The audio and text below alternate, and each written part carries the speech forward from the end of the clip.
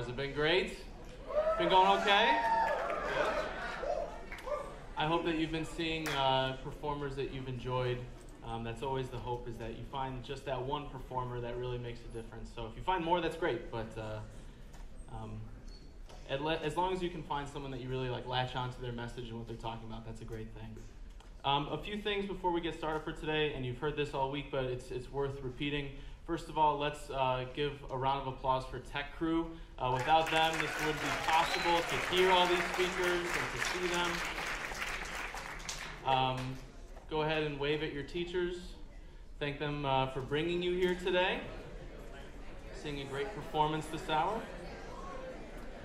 If your parents are boosters, make sure you give them a hug or a high five or a pat on the back, or however you express affection to your parents. So today we're going to have a presentation from Nate Marshall. And Nate Marshall is from the south side of Chicago. His first book, Wild Hundreds, won the Agnes Lynch Starrett Prize. He's a co-editor of the Breakbeat Poets, New American Poetry in the Age of Hip Hop. His rap album, Grown, was released in 2015 with his group Daily Lyrical Product. He is a visiting assistant professor at Wabash College and earned his MFA at the University of Michigan, where he served as a Zell postgraduate fellow. He's a founding member of the poetry collective Dark Noise, and his work has appeared in Poetry, Indiana Review, The New Republic, and elsewhere. He was the star of the award-winning full-length documentary Louder Than a Bomb and has been featured on the HBO original series Brave New Voices. After the presentation today, he has books for sale. He has his book, Wild Hundreds, available for $16, so make sure you come on up and buy one. All right? Please join me in welcoming Nate Marshall. Oh. Greetings. What's up, y'all? Cool. How you guys doing? You okay? Cool. I have a medical condition. It's called awkwardness. And so I'm gonna need you to bear with me. So the way that I like to do this, right? A lot of times I think with these kind of reading things, what'll happen is I'll read for 30 minutes, y'all will fall asleep, and then you'll wake up when you hear me pause for a long time, and then there'll be a question and answer period. But I don't want to do it that way. So my thought is that maybe I'll read a poem or two, and then I'll pause for questions if there are questions about things that come up in the poems or about my work as a writer, or anything. Feel free, and we can make it a little bit more of a back and forth, right? So we'll kind of, ask questions and read poems and just hang out until the bell rings. Is that cool? All right, bet, cool. I told y'all I have a condition. It's not my fault. It's very serious. All right, I'll read this poem. So do y'all have the social media? Yeah. Okay, that's made it out here, right? Okay, cool. I had to check. So a thing that sometimes happens on social media, at least for me, right, is you might think about oh yeah, remember that one kid from 5th grade who moved away? I wonder every single thing that they've done since then, right? And you can actually find them, right? Which is one of the sort of weird things about social media. So I kind of wrote this poem about the experience of thinking back about someone and then finding them, right? A thing that struck me about social media is the way that on those things, time often moves backwards, right? So if you look at someone's social media feed, it often starts with the most recent thing, and then it goes backwards in time. And so this poem kind of functions in the same way, okay? All right, this poem is called Palindrome. If y'all remember that part of middle school, palindrome is a word that's the same forwards and backwards. So mom or race car. Guacamole's not a palindrome, but it is delicious. So, all right. This is a palindrome, and it's after the poet Liza Mueller. On her profile, I see she has 2 kids. Now one she had in high school, now none at all. She is unpregnant in 8th grade. She unresembles her favorite pop singer Pink. She uncuts her hair. It pulls into her scalp from clumps on the floor. Her new boyfriend She leaves her new boyfriend. He's forgetting the weight of her. He's forgetting her phone number. She becomes my girlfriend. She picks up the phone and I am on the line ungiving a goodbye. Her best friend trades letters between us. We each open letters from ourselves with hearts on the outside. She transfers to our magnet school. She moves to a neighborhood close by. We separate at the lips. We have never kissed behind the school. She unchecks the yes box on the note and I take away my middle school love letter. I unmeet her cop father and her Chicano moms. We walk backward into Baskin Robbins, throwing up gold medal ribbon ice cream into cups.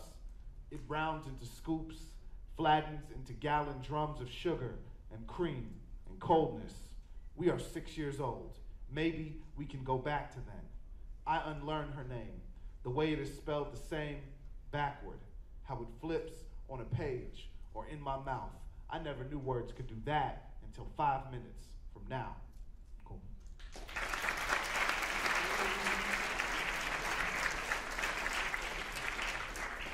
Beautiful. The next poem I'll read, and then I'll kind of pause and see if there are any questions. So I like food. I love food. So one of the nice things about being a poet, right, is you can really kind of write. You can make art out of anything. So I have a whole series of poems that I wrote in this book, and that I actually still write from time to time.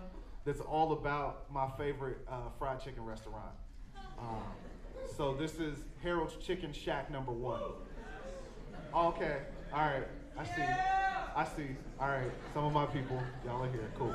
Great, all right, Harold's Chicken Shack #1. It starts with a quote from the rapper Common. The quote is this: I was born by a lake, chicken shack into church. First defense against food deserts. When the white folk wouldn't sling us burgers, you gave no what? Stuck your golden ringed hand into the flour and fixed the bird. You, first example of black flight, original innovation of deep fry. You, beef tallow, city slick and down home migration taste. Of course, your sauce sweet and burn at the same time. Of course, you call it mild so white folk won't know to fear until it's too late. You, no corporate structure, just black business model. They earn the recipe and go make it their own. Every cut of crow you throw in the grease is dark meat, the whole shack, shaking, drenched in mild sauce, sweet spirit, baptized. Cool.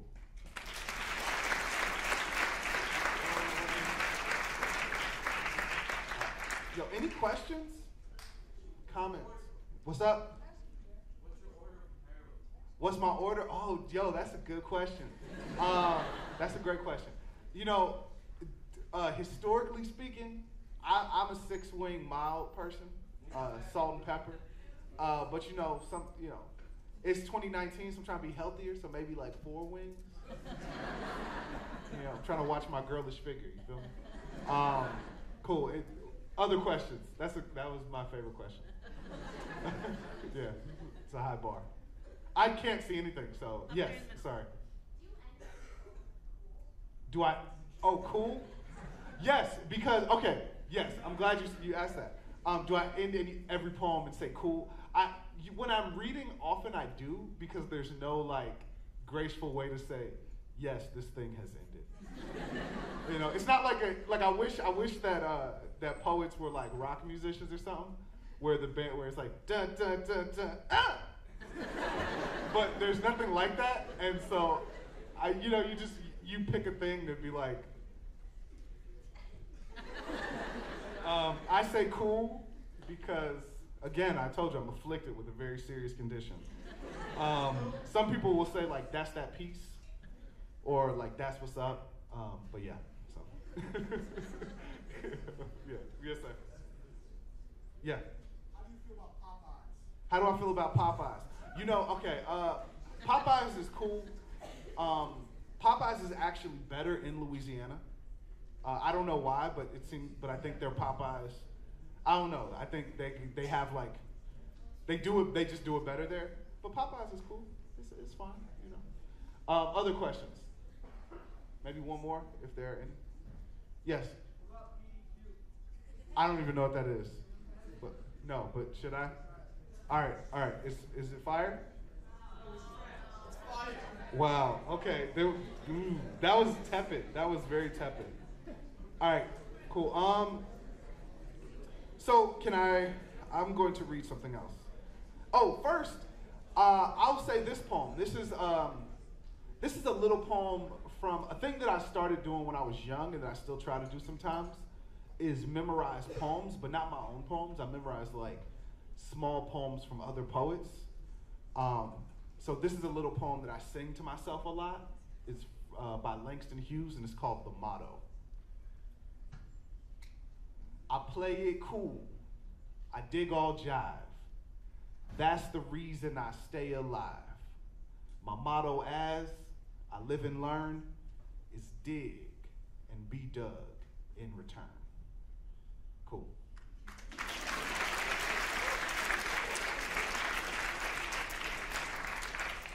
All right, let's see. So, my name is Nate Marshall, and I'm not the only person named Nate Marshall in the world. I know this because I have a Google alert on my name, and sometimes other Nate Marshalls come up. And so this poem is a story about one of the other Nate Marshalls. The title of this poem is Nate Marshall is a White Supremacist from Colorado, or Nate Marshall is a poet from the South Side of Chicago, or I love you, Nate Marshall. When I first made my name Nate, I was just a boy at summer camp, looking for cool in the muggy shadows, and so when the white boy snipped Nathaniel to just a touch of the tongue to the mouth roof, it seemed to me a religious moment, a new confirmation as okay. This was 2000 and you had been Nate Marshall for decades by then. Years later, I find you buried in a Google search of myself, and I follow you silently for the next year like a high school crush. I tell my students about you, the day when we wonder who we could have been if privilege hadn't put us in a college classroom. I tell my ex about you in bed, and it's convenient that there's this other Nate Marshall to be the liar lying there this time. I see your failed run for office, and I think about how your ties to white supremacists spelled your demise.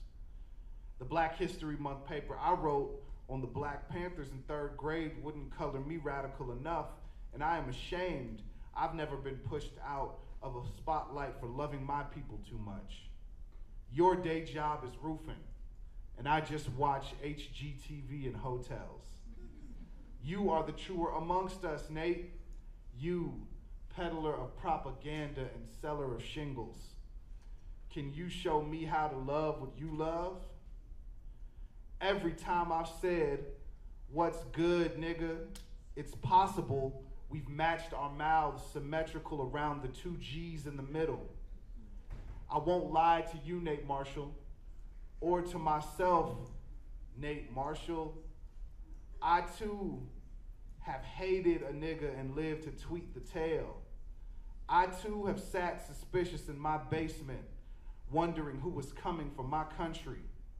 I too have Googled myself and found a myself I despise. I see you, Nate Marshall, and now you left Twitter after I told my followers to tell you that they loved you and your book and your commitment to Black people. And I feel you, Nate Marshall. I've left places and loves when they told me they loved a Nate Marshall I didn't recognize. Cool.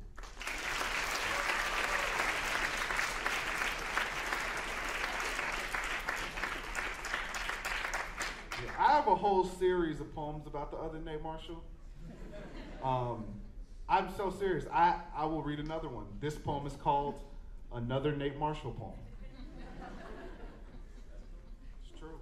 Oh, and the thing, so this poem, it includes, there was this point that was this is like kind of a weird saga that happened, but there was a point where he found my like Facebook author page, and he became convinced that it was like a fraudulent page to troll him. And so he started like commenting aggressively and sort of sending his followers there to like just like talk trash on the page. And so there are parts of this poem, you'll probably be able to tell which, that are like just straight up comments that he like wrote on the page. So, you know. Another Nate Marshall poem. Again, the white me on the internet appears, and this time he wants what is his. Our name is a country he claims for himself. You need to quit using my name. It is not your name. You are fake. I am Nate Marshall. You are filth. Nate Marshall calls Nate Marshall all this. Nate Marshall calls Nate Marshall a terrorist. Nate Marshall names Nate Marshall the other. In one episode, Nate Marshall types from inside a bar. In one episode, Nate Marshall types from Ferguson. In one episode, Nate Marshall has friends shouting down Nate Marshall. In one episode, Nate Marshall worries Nate Marshall may erase him. Every Nate Marshall I know lives in a crime scene. One Nate Marshall deletes the other. Every Nate Marshall I know has an unruly name, a word he can't trace back.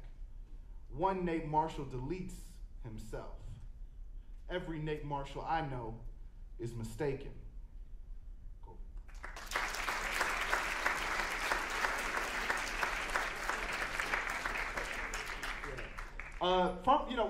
From that sort of thing, I started like writing a whole series of poems, not just about the other Nate Marshall, but also just about my name more broadly. So I'll read one more and then we can do questions again. This is called How to Pronounce Nathaniel. Nathaniel's like my given name. Here we go. The Southern folks say the A out long ways. Pull it apart so the syllables hang loose as laundry on the clothesline. The schools I went to, with their test scores and top rankings, make it obvious, unimpressive, a stub of an sound, compact and efficiently packaged. My mama says it, how she always has, but I can never remember her intonation. This, my little Alzheimer's, where I forget myself to myself. How you say it though, that's the way it's said. I don't know if I believe in truth, but I know when you say me, like I'm an incantation, I know you ain't no lie.